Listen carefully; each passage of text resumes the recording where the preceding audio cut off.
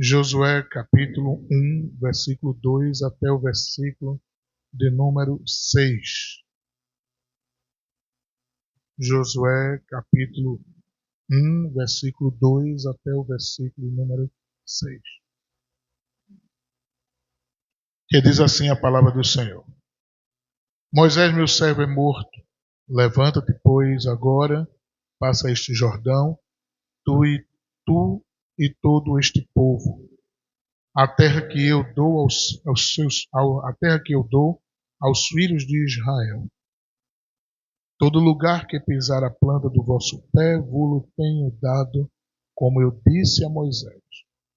Desde o deserto e desde este Líbano, até o grande rio Eufrates, toda a terra dos heteus e até o grande mar, para o poente do sol, será o vosso termo. Ninguém se susterá diante de ti todos os dias da tua vida. Como fui com Moisés, assim serei contigo. Não te deixarei, nem te desampararei. Esforça-te e tem bom ânimo, porque tu farás a este povo herdar a terra que jurei a seus pais lhes daria. Quantos dizem amém?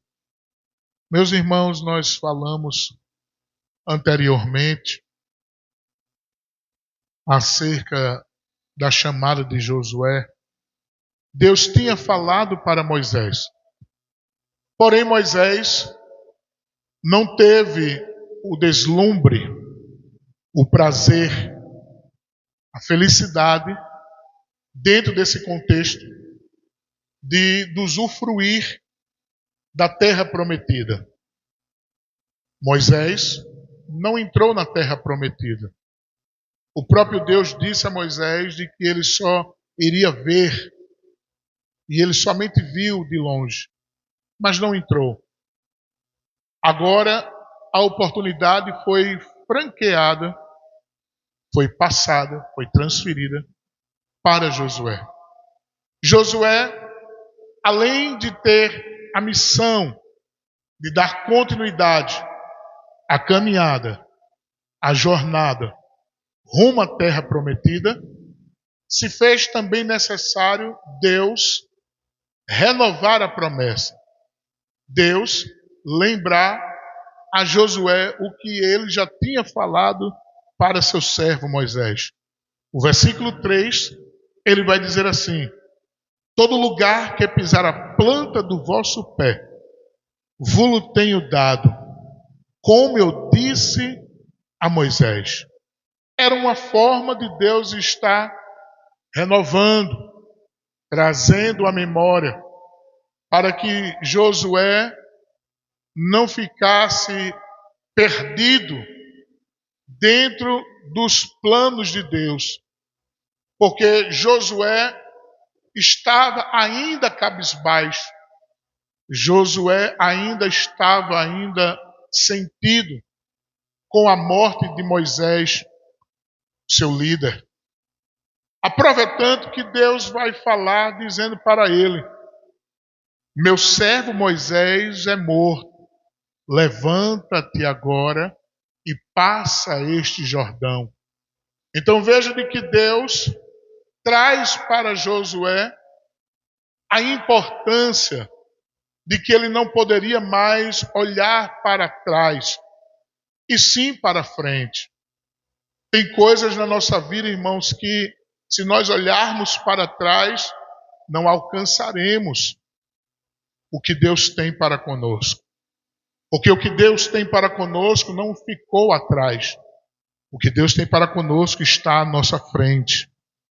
Então é necessário que olhamos sempre para frente. Quem diz amém por isto?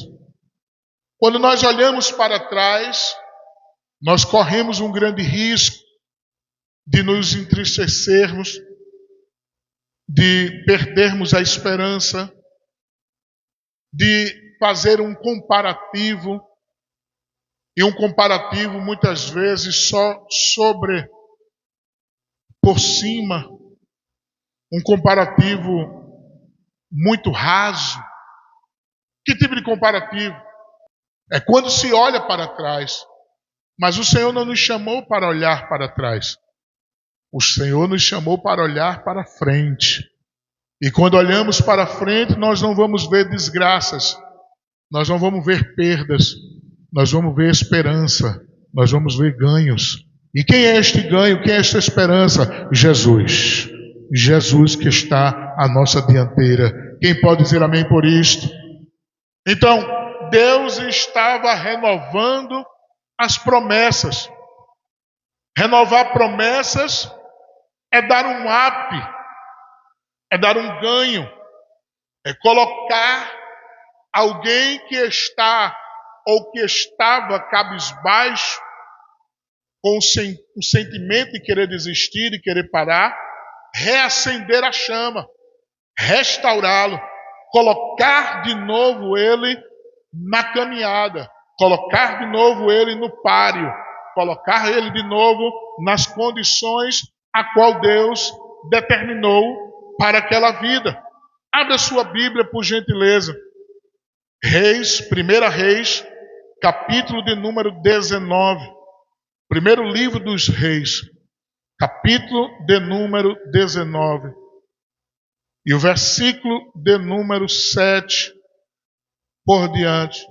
1 Reis, capítulo 19, versículo 7, que diz assim: a palavra do Senhor. E o anjo do Senhor tomou segunda vez e o tocou e disse: levanta-te e come, porque muito comprido te será o caminho. Versículo de número 6, ou melhor, versículo número 8. Levantou-se, pois, e comeu e bebeu, e com a força daquela comida, diga comigo, caminhou 40 dias e 40 noites até Horebe, o monte de Deus. Agora, meus irmãos, o que está ligado a estes versículos a uma renovação de promessa? Tudo. Se nós olharmos os versículos anteriores, nós vamos ver de que Elias, profeta, porta-voz de Deus, ele tinha passado por um processo que foi aquele confronto, aquele desafio, aquele embate. Com quem? Com os 400 profetas de Baal. Os profetas que comiam da mão da rainha Jezabel, esposa de Acabe. Ele, com a intervenção, com a ajuda divina, vence os profetas de Baal.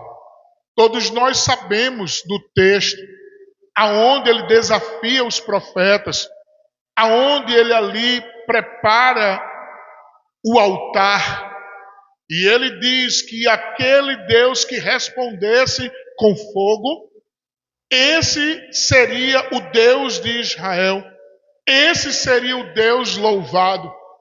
E a Bíblia diz de que ele dá oportunidade para os profetas de Baal, e eles se mutilam, eles clamam, eles gritam, eles fazem muitas coisas.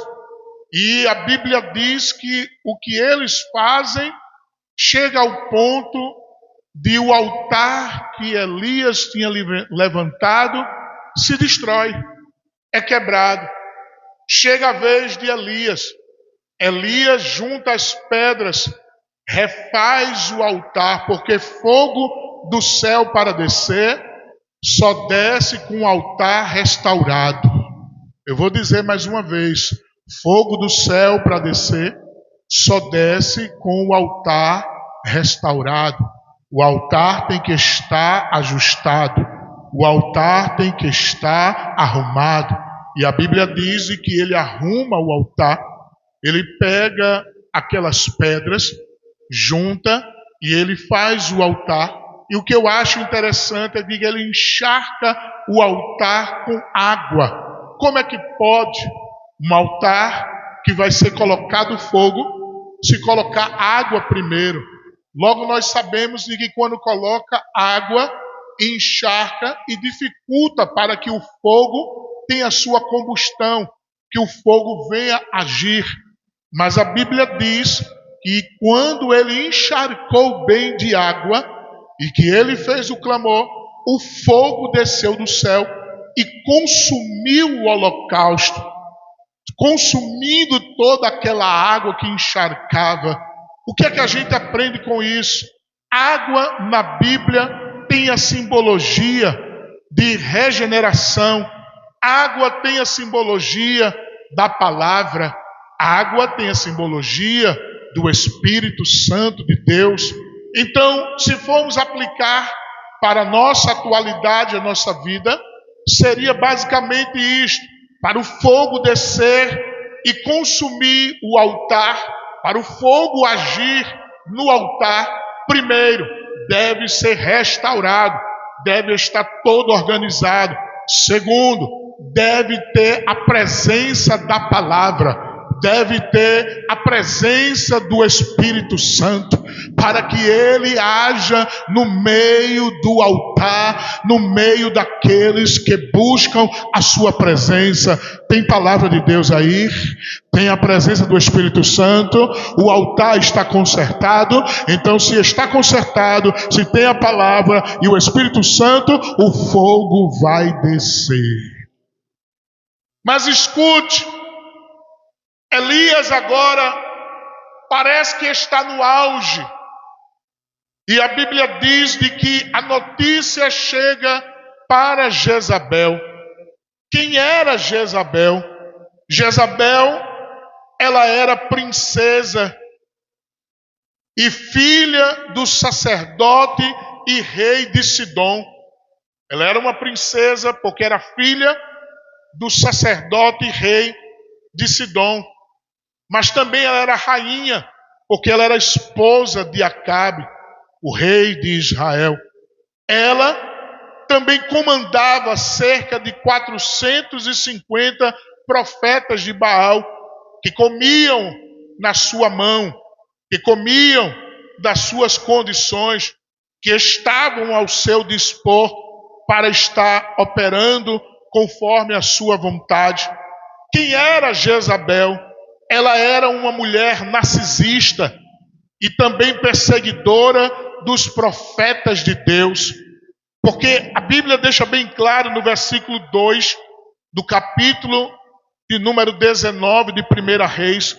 Versículo 2 diz assim: Então Jezabel mandou um mensageiro a Elias a dizer-lhe: Assim me façam os deuses e outro tanto, se de certo amanhã, a estas horas, não puser a tua vida como a de um deles. Perceba de que ela era uma mulher narcisista, vingativa, perseguidora. A intenção dela era maligna. E ela agora queria matar o homem de Deus. E diz a Bíblia de que o homem de Deus, Elias, ele foge quando escuta esta notícia. Uma notícia ruim chegou para Elias. Notícia essa de que Elias agora pede até a morte. Elias agora deixa o ministério dele profético. Elias agora foge para o deserto. Um homem que estava no auge, um homem que profetizou dizendo: segundo a minha palavra, não haverá chuva nem orvalho sobre a terra. E a Bíblia diz lá em Tiago de que se perdurou cerca de 3 anos e 6 meses sem chover na terra. Ou seja, Deus confirmou as palavras que saíram da boca do seu servo Elias. A Bíblia diz de que a mão do Senhor, se nós olharmos no capítulo 18 e o versículo de número 46, o texto vai dizer assim: e a mão do Senhor estava sobre Elias. Então veja de que Deus era com Elias. O que Elias falava, Deus confirmava. Deus agia, porque Deus era com Elias. Mas chega um momento de que esta mulher muda a vida de Elias.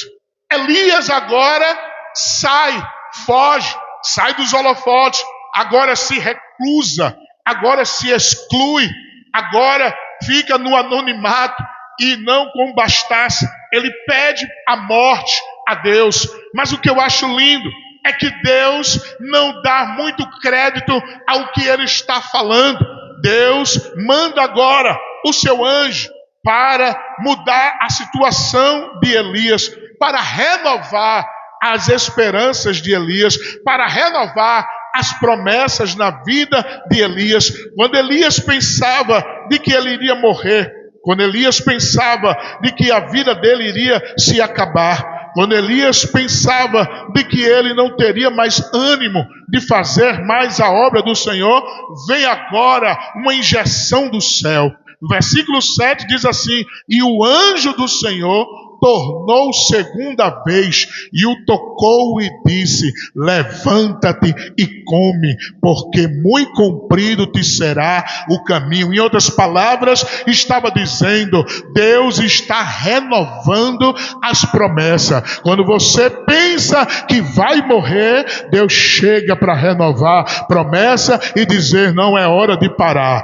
não é tempo de parar, não é tempo de ficar cabisbaixo. Eu te dou ordem nesta noite, diz o Senhor, para tu comer, para tu beber, se alimentar, se fortificar, ficar de pé e caminhar, porque eu não chamei para ficar parado, não chamei para ficar parada, eu te chamei para tu marchar, para tu prosseguir, para tu ir adiante, porque o que eu tenho contigo é muito maior do que tu imagina. Tu pensas que o teu fim é no deserto, tu pensas que o teu fim é no anonimato, mas assim diz o Senhor nesta noite: come e bebe, porque muito comprido é o caminho. Eu tenho coisa grande para realizar. Só quem crê nesta palavra, glorifique ao nome do Senhor. Tem coisas grandes de Deus para a minha e a tua vida.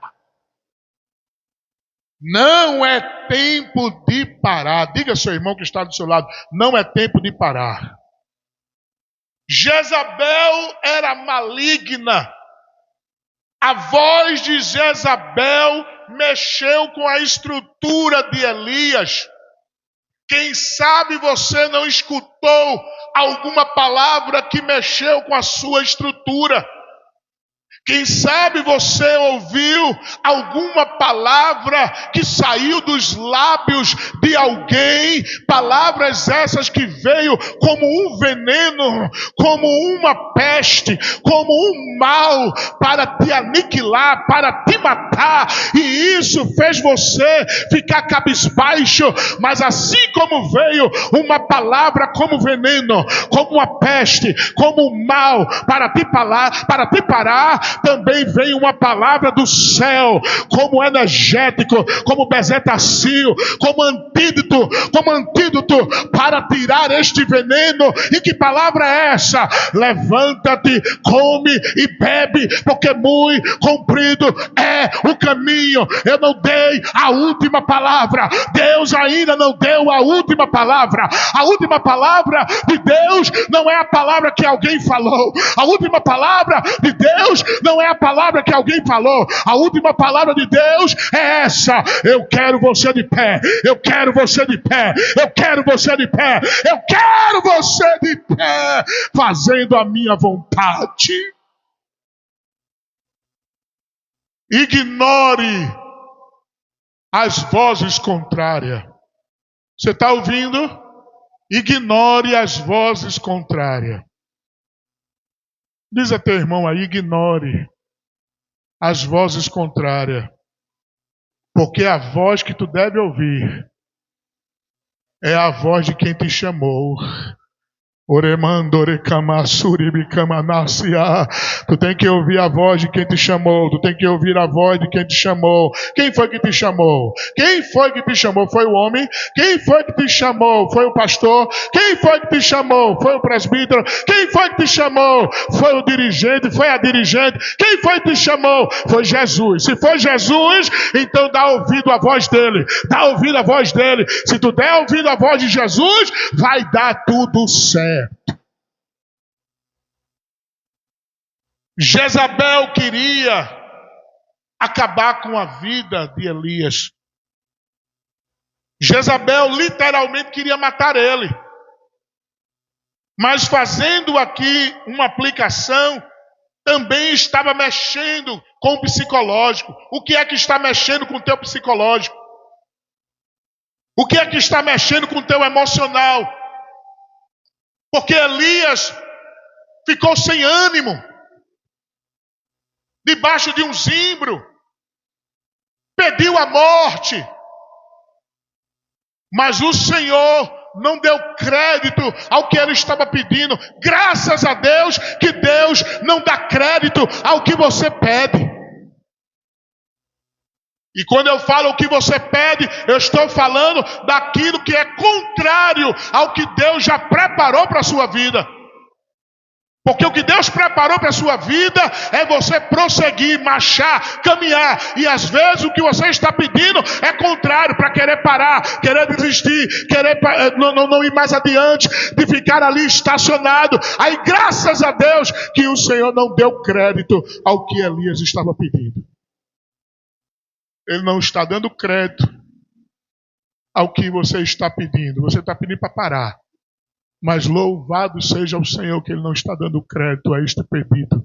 A palavra dele nesta noite é essa: levanta, come e bebe, porque muito comprido será o teu caminho. Levanta, come e bebe. Ah, Senhor, mas eu quero parar. Levanta, come e bebe. Ah, Senhor, mas não dá para mim mais não. Levanta, come e bebe. Ah, Senhor, mas ela está com cara feia, ele está com cara feia comigo. Levanta, come e bebe. Ah, Senhor, mas estão dizendo tanta coisa comigo. Levanta, come e bebe. Ah, Senhor, não estou sendo compreendido, não estou sendo entendido. Levanta, come e bebe. Essa é a palavra de Deus. Deus não está nem dando crédito que tu está falando. Ele apenas está reforçando, dizendo: levanta, come e bebe, porque muito comprido será o teu caminho. A missão que eu te dei não é para ficar parado, é para prosseguir, é para prosseguir. Que negócio é esse? Que conversa é essa de querer parar? Que conversa é essa de querer desistir? Nesta noite eu repreendo o espírito de desistência, o espírito de desânimo, o espírito de querer ficar enclausurado. Está repreendido na autoridade do nome de Jesus. Tem comida, tem bebida nessa casa, a palavra de Deus para te renovar. Recebe renovo, recebe renovo, recebe renovo, recebe renovo, recebe renovo, recebe renovo, recebe renovo, recebe renovo. A palavra de Deus hoje entra dentro da tua alma e tira a tristeza, e tira a angústia, e tira o medo, e tira a desfalência, e te dá nova vida, e te dá restauração. Recebe hoje renovo, recebe renovo de Deus. Renova Jesus, renova Jesus, renova Jesus. Quem é Jezabel para te parar? Quem é Jezabel para te deter? Quem é Jezabel para dizer que você não é capaz, que você não pode chegar? Quem é Jezabel? Jezabel não é nada, Jezabel não é ninguém. Maior que está contigo, maior que está contigo dos que estão com ele. Com eles estão o braço de carne, mas contigo está o Senhor dos exércitos, o Senhor dos exércitos, o Senhor dos exércitos. Quem é Jezabel? Ela é rainha, sim, mas tu serve ao Rei dos Reis. Ela manda só no governo dela, mas quem manda no universo, quem manda na terra, já tinha dado glória. Quem manda nos anjos, quem manda até nos demônios, É Jesus de Nazaré.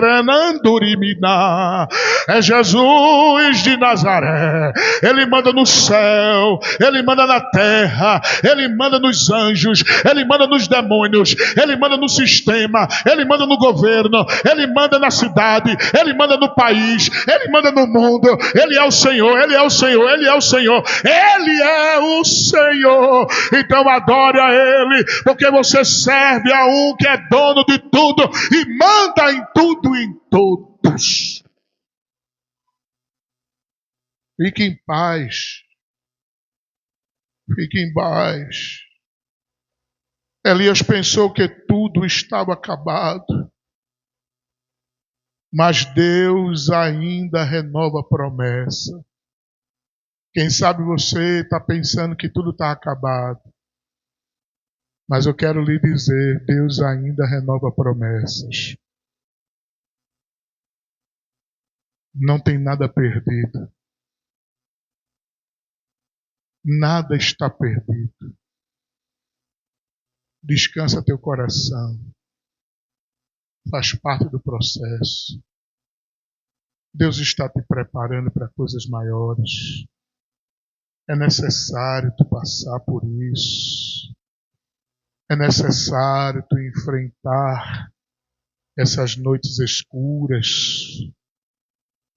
para ter experiência, para ter amadurecimento. Veja o que é que diz aí a palavra do Senhor. Isaías 40, versículo 31. Aleluia. Aleluia. Isaías 40, versículo de número 31. Olha o que é que diz.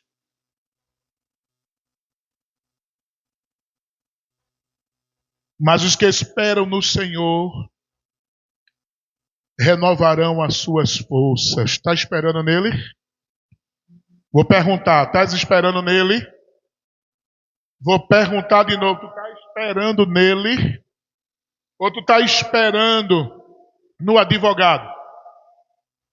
Tu está esperando nele? Ou tu está esperando em alguém que prometeu te ajudar? Tu está esperando no Senhor? Ou tu está esperando naquela carta que chegou? Tu está esperando no Senhor, tu está esperando no telefonema que recebeu. Tu está esperando no Senhor, tu está esperando no clima. Porque se tu está esperando nas coisas triviais desta vida, eu tenho uma notícia para te dar, pode dar errado. Mas se tu esperar no Senhor, Jesus, eu tenho boa notícia, vai dar tudo certo. Eita, vai dar tudo certo quem espera nele. Mas os que esperam no Senhor renovarão as suas forças e subirão com asas como águias. Correrão e não se cansarão, caminharão e não se fatigarão. O renovo de Deus, irmão, nos proporciona três coisas. Preste atenção. O renovo de Deus nos proporciona três coisas. Primeiro, força para suportar o processo. Diga comigo, força. Pode ser melhor. Força para suportar o processo. Quando a gente está sentindo fraquinho, ele vem e renova. Aí quando ele renova, adquirimos força para suportar o processo, que é o processo faz a gente cansar. Sim ou não?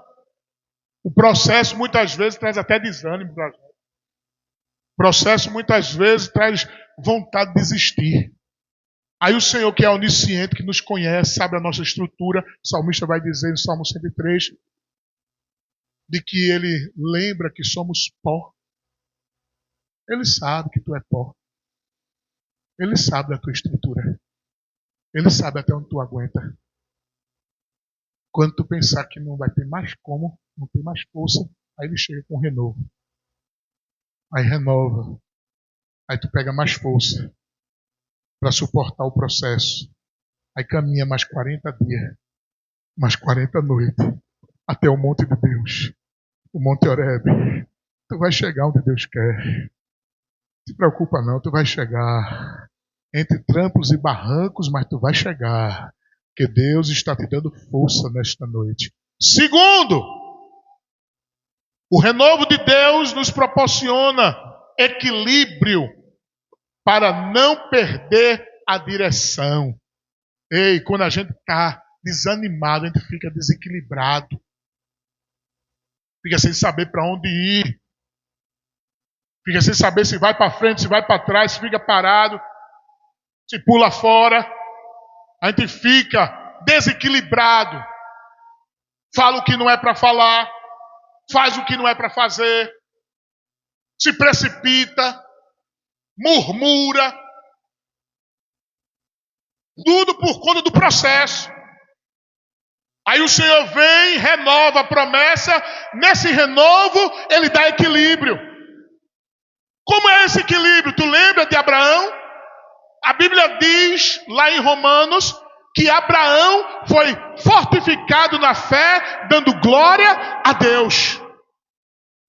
E a mesma Bíblia diz que Abraão creu na esperança contra a esperança. Sabe o que é isso? Equilíbrio. Quem foi que deu? Deus. Deus deu equilíbrio a ele. Aí ele cria na esperança contra a esperança. Deixa eu te dizer uma coisa. A esperança do mundo, ela é uma esperança tangível, palpável, lógica. Como assim, pastor? É a pessoa dizendo, o médico é doutor fulano de tal. É o especialista. Ele é aquela pessoa que vai resolver o problema. Minha esperança está nele. Se ele não resolver, ninguém resolve mais. Essa é a esperança lá do mundo. A esperança do mundo é essa.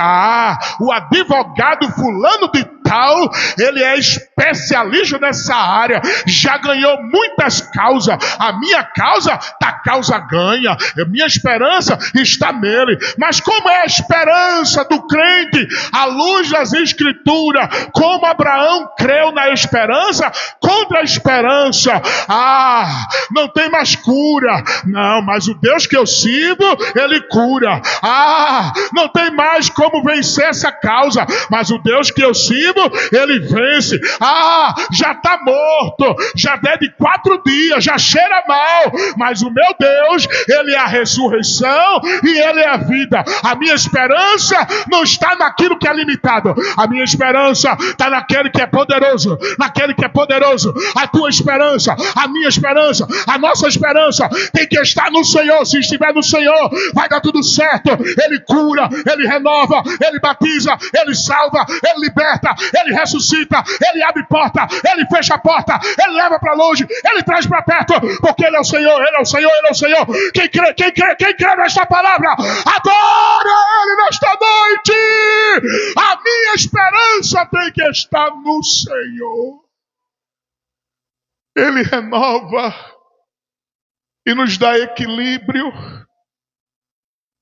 O renovo de Deus nos proporciona força para suportar o processo, equilíbrio para não perder a direção e também, aleluia, coragem para seguir avante. Se tu está com medo, o Senhor vai te dar coragem. Vou dizer de novo, se tu está com medo, o Senhor vai te dar coragem. Porque no renovo dele, Ele dá coragem. Você já percebeu que quando a gente é renovado por Deus, aí a gente já diz logo, e vai dar tudo certo, eu creio. Já estou vendo a vitória. Já estou me preparando para o culto de ação e graça. Deixa o inimigo vir, que ele vai ver só. Eu estou armado até os dentes. Já tenho uma coragem. Por quê? Porque o renovo de Deus proporciona coragem para a gente ir avante, ir adiante. É alguém dizendo, rapaz, não vai não, eu vou, rapaz, porque quem está comigo é maior. Rapaz, desiste disso, desisto não, eu vou adiante, quem está comigo é maior. Rapaz, tu não tem medo, não tenho medo nada não, rapaz. Eu tenho coragem porque Jesus colocou coragem dentro de mim. Ele falou comigo, Ele me renovou. Eu vou adiante porque Ele está comigo. Tu lembra de Josué e Caleb, a coragem. Os 10 espias fez o coração do povo derreter. Colocou medo no povo. Olha, a terra é boa.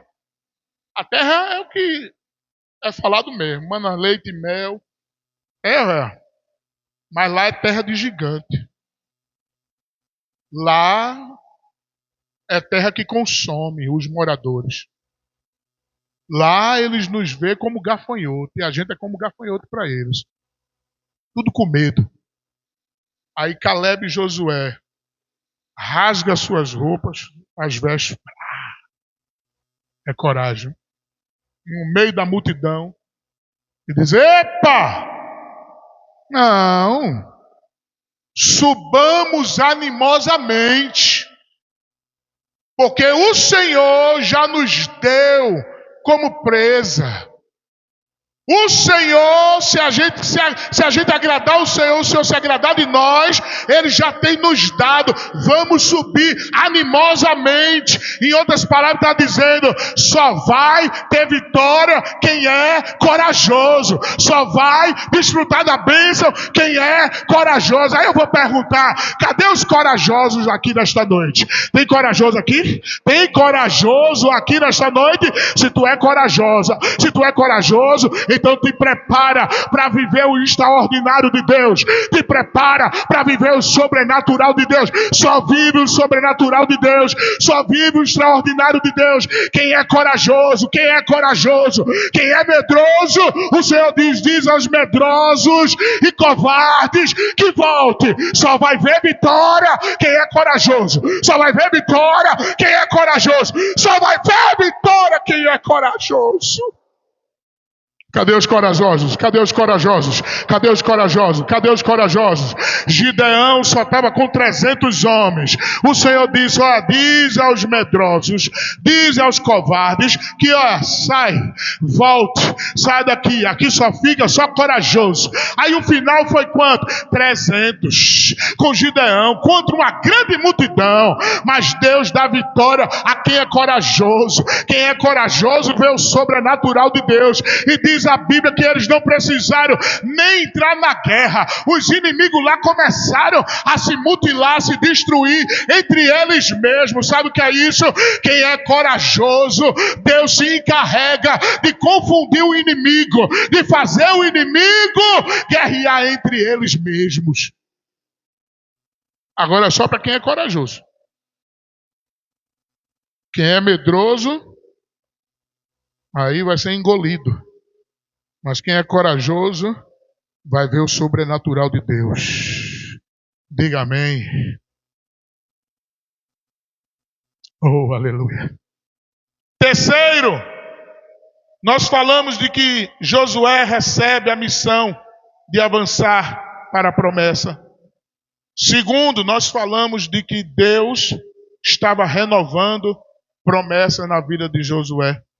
E terceiro, diga comigo, Deus mostrou a dimensão da bênção para Josué e todo o povo. Veja aí comigo, versículo 4. Josué capítulo 1, versículo 4. Olha o que aqui diz o texto. Desde o deserto e desde este Líbano até o grande rio, o rio Eufrates, toda a terra dos heteus e até o grande mar, para o poente do sol, será o vosso termo. Olha para cá. Será o vosso termo. Deus estava mostrando para Josué.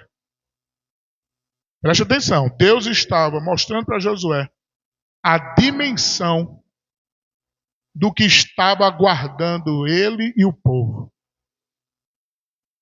Tu faz ideia da dimensão do que te aguarda?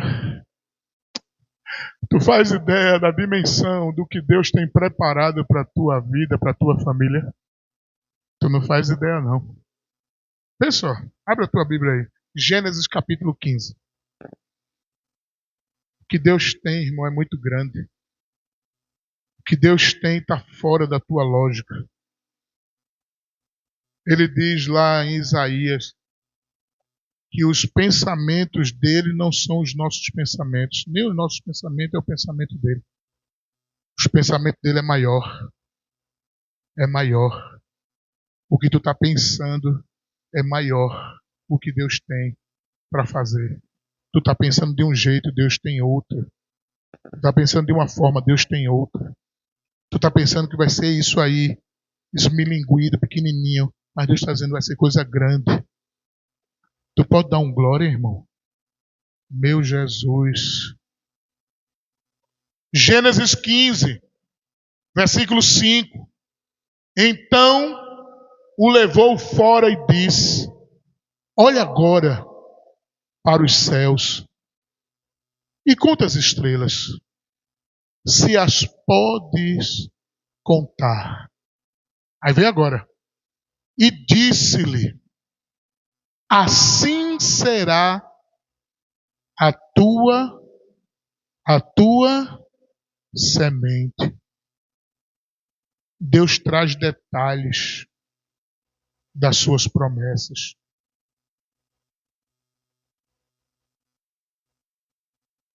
Ele só não diz como é que ela vai ser, mas ele traz detalhes.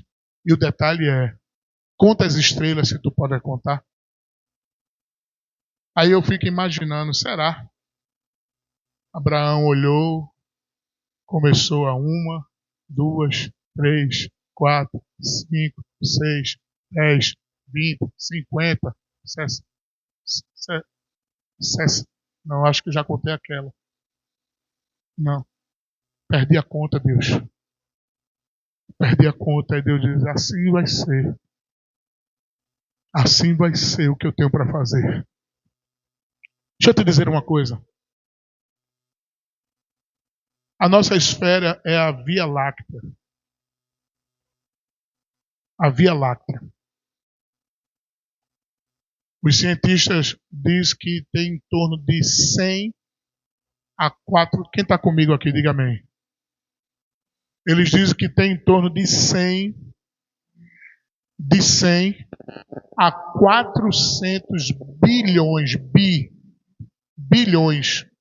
de estrelas.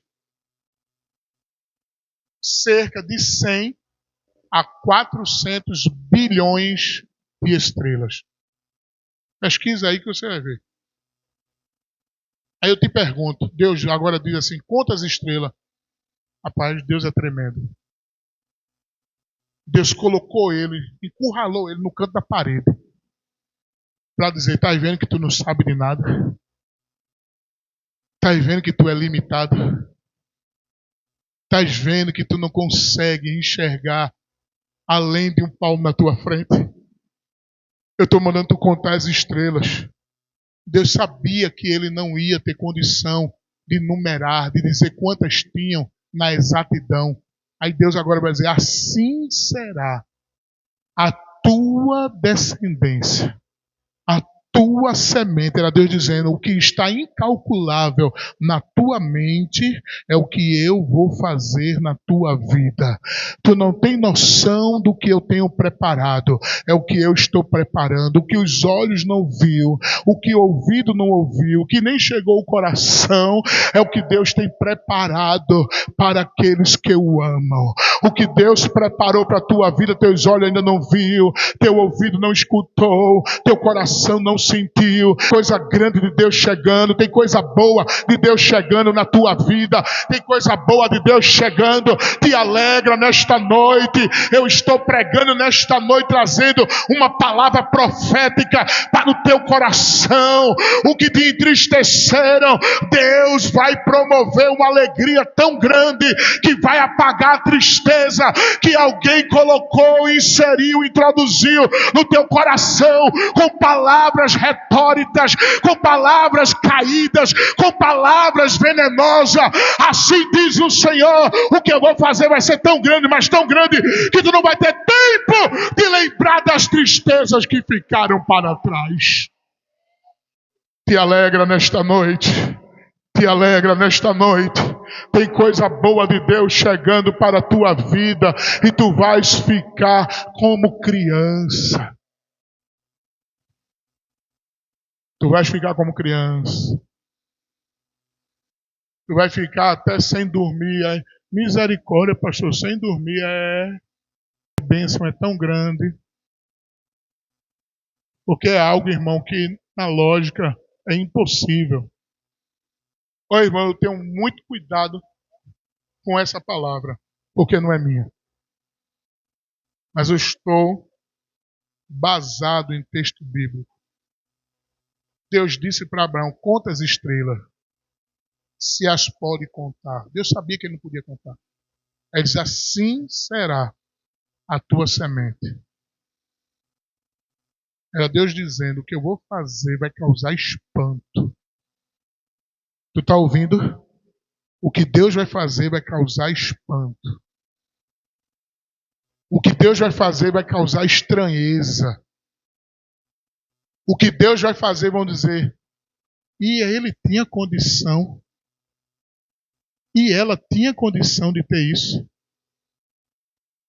Se for um carro, vão dizer, e ela tinha condição de comprar. Comprou como? Por que dinheiro? Aí Deus está dizendo, minha prata, meu é o ouro.